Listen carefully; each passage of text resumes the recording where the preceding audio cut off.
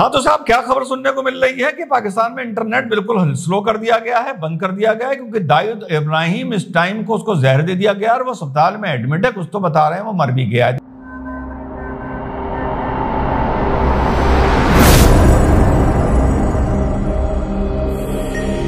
Hello नमस्कार, सत श्री अकाल, अस्सलाम वालेकुम। कैसे हैं जनाब? हसीना पारकर जो दाऊद इब्राहिम की बहन थी, उसने उसके फैमिली ने इंटरोगेशन में बताया था कि 1984-85 में दाऊद भारत छोड़ के भाग गया था। मुंबई से वाया यूपी बिहार होता हुआ पहले ये नेपाल गया था, वहां से फिर दुबई भागा था। दुबई में इंटर गैंग राइवलरी में इन्होंने वहां पर एक मर्डर करवा दिया। तो तेरा मेरा रिश्ता के चक्कर में इनकी ये हरकत माफ कर दी गई, लेकिन इनसे ये कह दिया गया कि बेटा दुबई छोड़ दो वरना उल्टे टंगा दिए जाओगे। पाकिस्तान ने इनको अपनी यहां जगह दे दी। वो डस्टबिन है, दुनिया का कोई भी कूड़ा जाके सेटल होना हो वो वहां पर जाकर सेटल हो जाता है।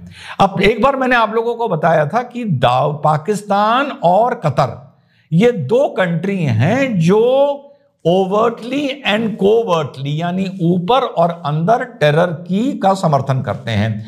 पाकिस्तान अलग तरीके से सपोर्ट करता है, कतर अलग तरीके से सपोर्ट करता है। कतर ये इस तरह सपोर्ट करता है कि अगर कहीं रायता बिखर गया है तो टेररिस्ट और किसी गवर्नमेंट के बीच में हम निगोशिएशंस या मीडिएशन करा के उस चीज को हम सेटल कर सकते हैं। रायता बिखारता कौन है? रायता बिखारता है पाकिस्तान, जिसको मैं dustbin of the great world बोलता हूं। तो अब ये जो वहां पर ये दाऊद पहुंचे और अब मेरी उम्र में 1984 से लेकर 2023 तक लगभग कितने साल हो गए? 40 साल। 40 साल में 5-6 बार बड़ी पक्की खबर मैं सुन चुका हूं कि दाऊद मारा गया। इस टाइम जो इस खबर ने कि दाऊद को जहर दे दिया गया है, इस मारे हम लोगों के अंदर एक एक्साइटमेंट पैदा किया है। और मैं दुआ करता हूं अल्लाह से कि ऐसा हो कि किसी ने यह हरकत की हो और मजा आ जाए अगर उसका नाम भारत से जुड़ जाए। मैं तो चाहता हूं भारत से जुड़ जाए, जैसे नज्जर वगैरह का नाम जुड़ रहा है, बिकॉज मैं एक ऐसा बाशिंदा हूं जो चाहता है भारत एक डीप डार्क स्टेट बन जाए, डर्टी स्टेट ना बने, डस्टबिन के किस्म का स्टेट ना बने, जैसा हमारा पड़ोसी मुल्क बना हुआ है। तो ये मैं चाहता हूं कि ऐसा हो जाए। अगर हो जाएगा तो बड़ी अच्छी बात है, नहीं होगा तब भी अच्छी बात है कि वो निकल ले यहां से। इससे ज्यादा मेरे पास जानकारी नहीं है। इससे ज्यादा जानकारी चाहिए तो भैया उसके चैनल पर या उस मीडिया पर चले जाना जो बता रहा था गारंटी से कि सीमा हैदर आईएसआई की एजेंट है। इससे ज्यादा मेरे पास जानकारी नहीं है। लेकिन दाऊद के मरने की खबर हम अपनी उम्र में कम से कम भारत भी आने के, भेज बदल के आने के वगैरह वगैरह हम कई बार सुन चुके हैं। जो पाकिस्तान में इंटरनेट शटडाउन हुआ है वो हुआ है इमरान खान के चक्कर में। इमरान खान जेल में है।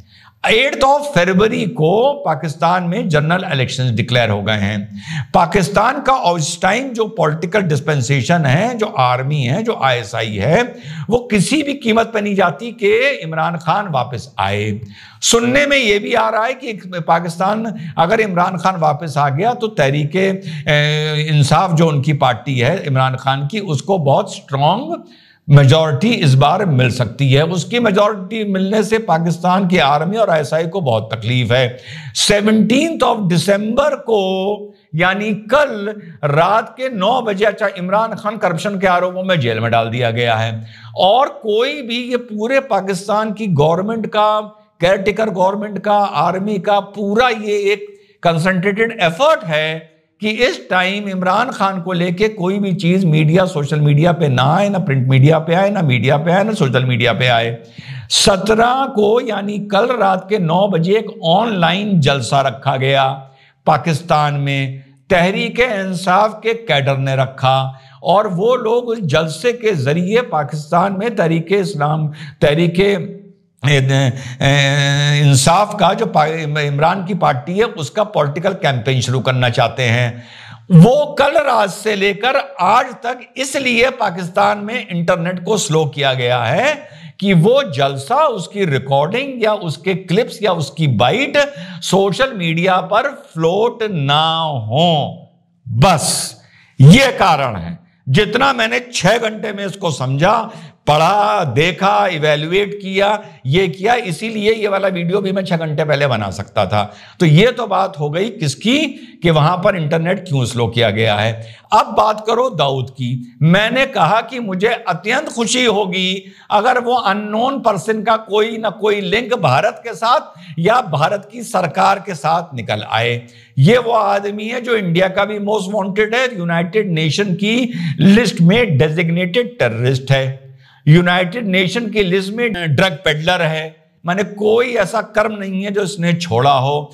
लेकिन दुनिया को, उसी दुनिया को जिसने इसको डेजिग्नेटेड टेररिस्ट डिक्लेयर कर रखा है, उसी दुनिया को यह पता है कि यह कहां है, उसी को पता है।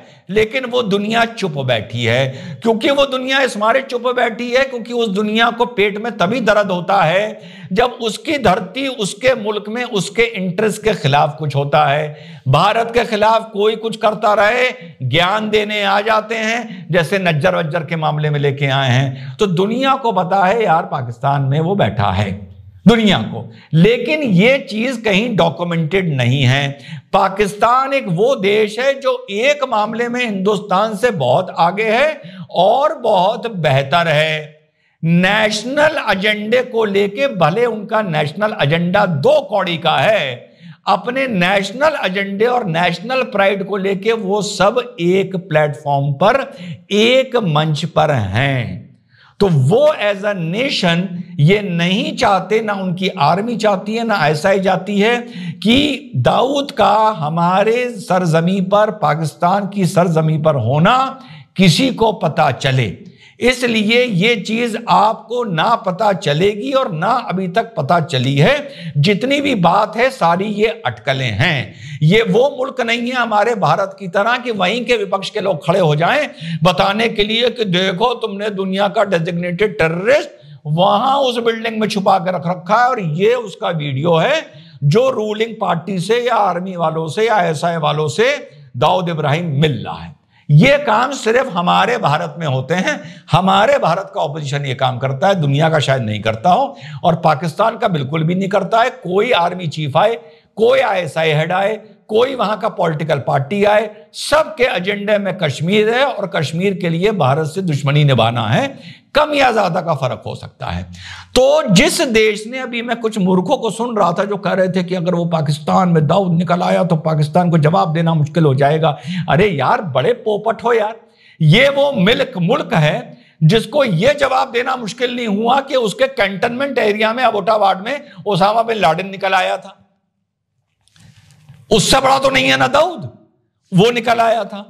ये वो मुल्क है जो खुला कहता है कि हम लोग टेररिस्ट को पनाह दे रहे हैं, उनके दफ्तर चल रहे हैं, वहां पे वो रैलियां कर रहे हैं, वहां पे जलसे और मीटिंगें कर रहे हैं और पूरी दुनिया बैठ के देख रही है। और आज यहां पर लोग कह रहे हैं कि अगर दाऊद वहां पर निकल आया तो भाई इसमें पाकिस्तान की नाक बहुत कट जाएगी। अबे उसकी नाक है, अबे उसकी नाक है जो कटेगी। तो यार इन बातों का कोई फायदा नहीं है। दाऊद इब्राहिम अगर पाकिस्तान में है तो हम लोगों को पता नहीं चलेगा। तुम मीडिया और सोशल मीडिया और यूट्यूब पर जितने छक्के उड़ाते रहे, बिल्कुल कड़वी बात करता हूं, हम लोग को पता नहीं चलेगा। वो जिंदा है हमें पता नहीं चलेगा, वो मर गया हमें पता नहीं चलेगा। इंसान की पहचान क्या होती है? पासपोर्ट।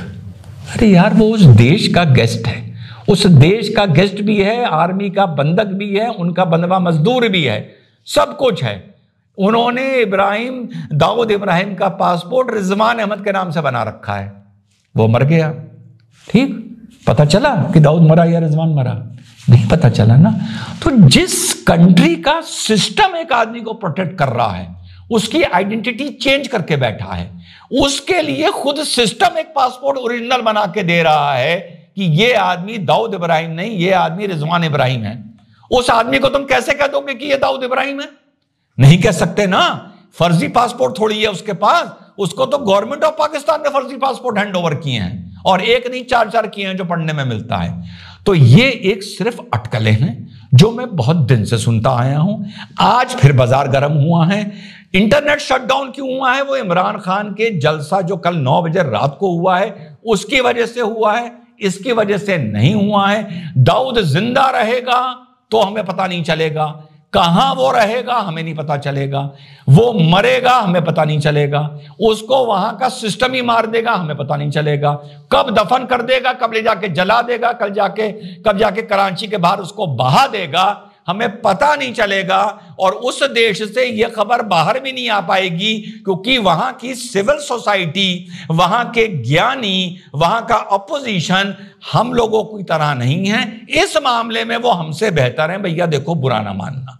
तो दाऊद के साथ कुछ हो, अगर हो तो मैं चाहता हूं भारत का नाम उसमें आए, भारत की सरकार का नाम उसमें आए। इसके अलावा इस रिपोर्ट पर मेरे पास आपको बताने के लिए कुछ भी नहीं है, क्योंकि मुझे तो ऐसा लगता है यार किसी के पास कुछ नहीं है। अब जो लंबी लंबी फेंकनी है फेंकते जाओ। जय हिंद, वंदे मातरम, खुदा हाफिज।